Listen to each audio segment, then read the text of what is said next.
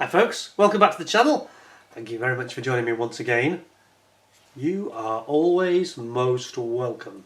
Now today, something I wasn't really expecting. This is a loaned kit from our good friend and member on the channel, Colin Boothroyd. And he has sent me something that at first I thought, oh, that looks interesting. And then just as I was about to start filming, a few seconds ago literally, I looked at it again as I was putting it up here.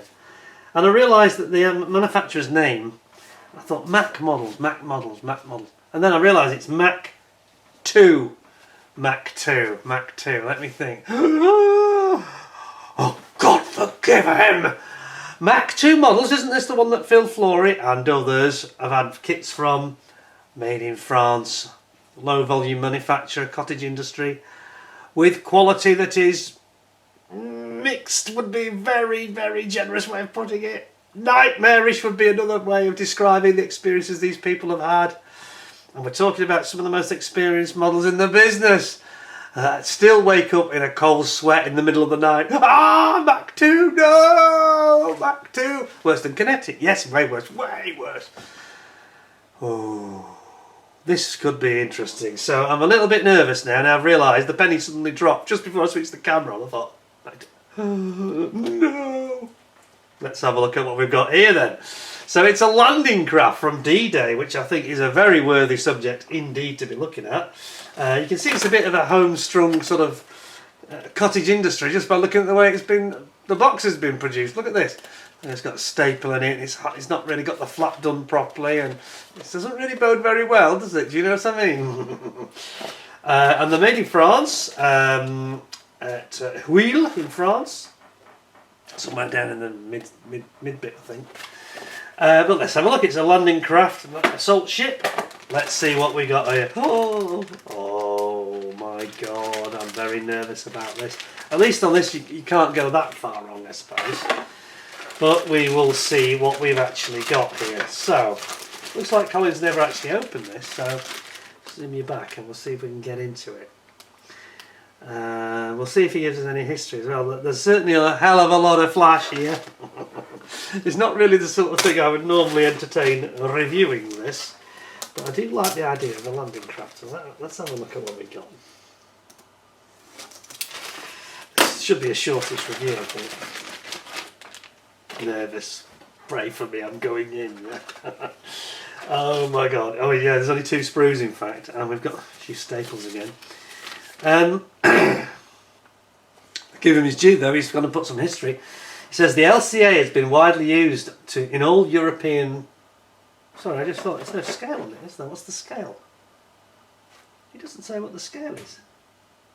Is it 76? I think it's about 70... Oh, 72nd, it's there, it's just tiny. 72nd, okay. It's been used by... Start again. LCA has been widely used in all European front Allied landing operations by British troops, as well as US Rangers. What about the US infantry, the big red one? They wouldn't be very happy with that description, but anyway.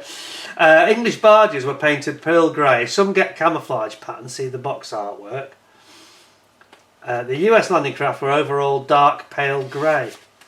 This kit shows an English landing craft on the 6th of June 1944. This is the instructions. This is going to be a brief one, I think. So you basically got the hull on the left there.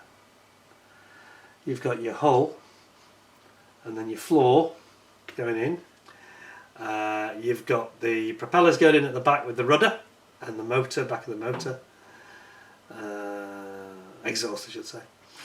Then you've got winches. These are the winches that lower the door at the front, I think. You've got actually a machine gun that looks like a Lewis gun. Or is it a Vickers? Vickers gun, maybe. And then you've got the door itself at the front. And then you've got the optional tiller, rescue ropes. It's good that it's put it in English as well. English and French is quite good. Just not a lot of it. That's it. That's all there is to it, really. So, ouch. Okay. And there are some decals, just some basic LCA decals at the side. I bet this is going to take long. Let's have a look then. So we've got our... There's going to be a lot of cleanup on this kit, I just warn you. So we've got the actual hull here, which is quite well done. It looks quite detailed actually, and you can see it has all these like mini keels almost to try and give it directional stability. Here is where the props come out here. Then you've got the floor. Again, quite a bit of clean up needed along these edges around here. Flash. But that's your floor. There's your tiller, optional tiller. Fairly hideous amounts of flash here. Then you've got your internal, the internal floor area, and of course it can take a tank or a jeep or whatever. So it's got this sort of cutouts for where the wheel tracks would go. There's your front ramp. Drops down. Is that right?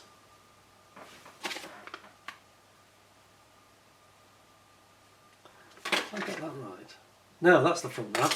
Beg your pardon, that's the front ramp there. That drops down, it's a smaller one. This is the back. I thought it was too big. It's the shape that made me realise. That's the back, the internal, where they got the sections where the boat pilot, as it were, actually the boat captain, if you will, takes it in. There's your screws for your propellers. And here you've got the rudders, twin rudders I think, isn't it? That's kind of it really, a bit of internal plating for armour plating. Because they couldn't put too much armour plating because it made them heavy. So relatively lightly armoured, not quite at tank standards, you know. And there we have it, we've got quite a lot of flash present there.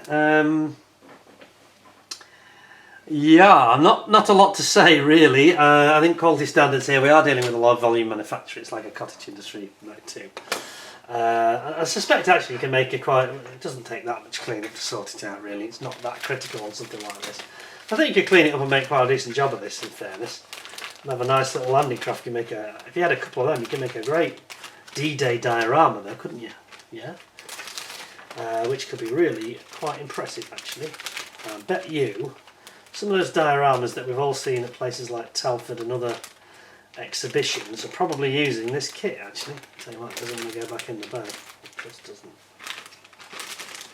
There we go.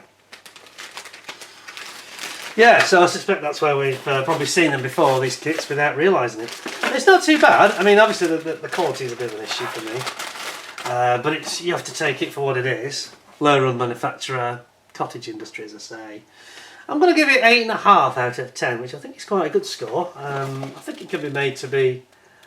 actually, that thing I said was the tiller. It's not, is it? I think it's... Is it lights? What is that, actually? It's not the tiller that I thought it was. It's more like... I think it's more so it can be spotted from the shore. Perhaps it's an indicator if they put it down that they've landed. Something like that, I think. Just not something I'd seen before. Look at the artwork. Can you see it here? Just above. That's where my thumb is. Finger, sorry.